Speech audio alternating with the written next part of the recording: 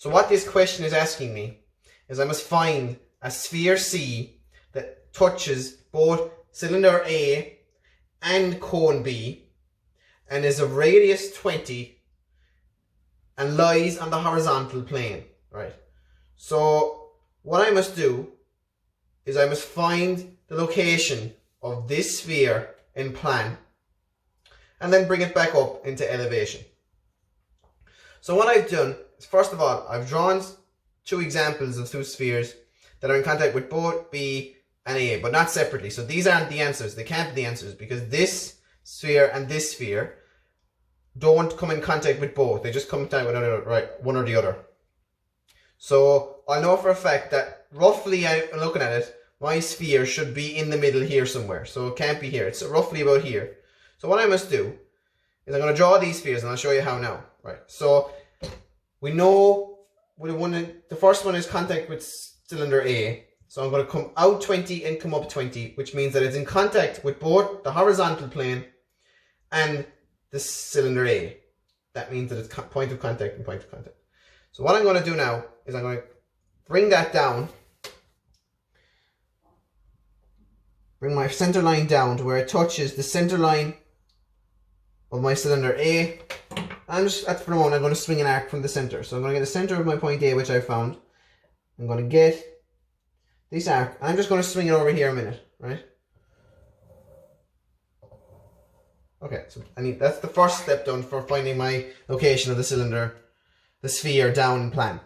So now, over here then, I must find this sphere.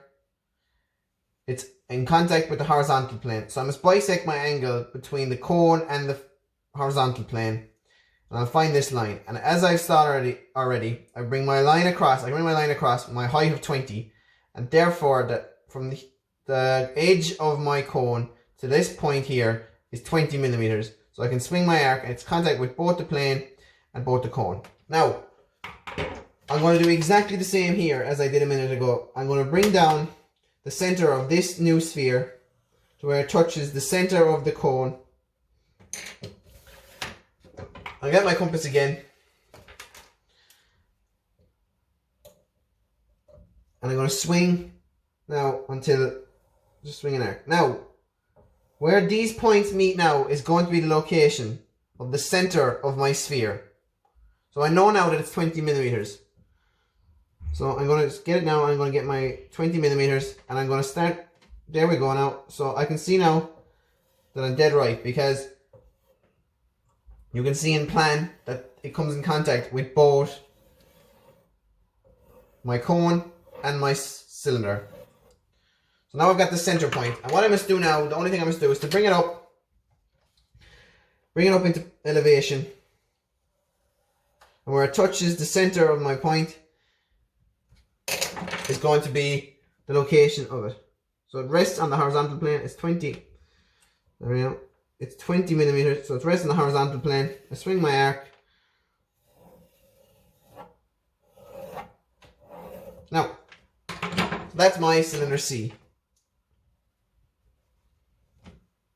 That's the location of cylinder C. Now, in order to find a point of contact then, I already have one point of contact.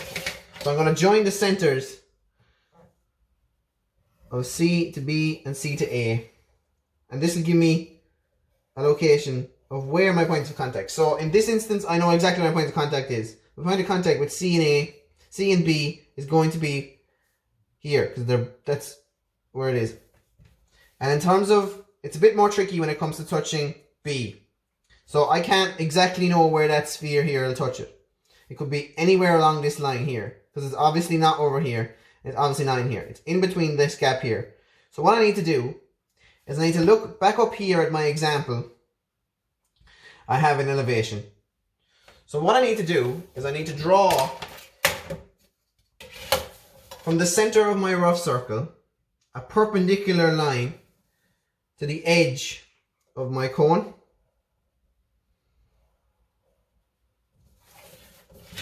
And what I need to do then is I need to bring that point P, I'm going to call it. We're going to call it point P. I'm going to point P down to where it touches the center line of my cone in elevation, in plan. I'm going to swing an arc over. And it's kind of tight, but you can see here now that it touches this line here in between both the center lines, in between the gaps. So therefore my point of contact in plan between B and C lies here on this line. So all I have to do then, I'm going to bring this point up, right? And now I still don't know here where it is. I can't visualize it here. So what I'm going to do, I also know that it's on this point, this line. So I'm going to have to bring this line across. And here we go, there's my point of contact for B.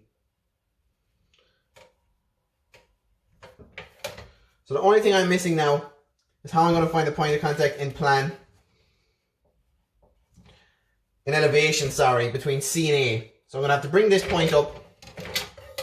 I'm going to have to bring this point up.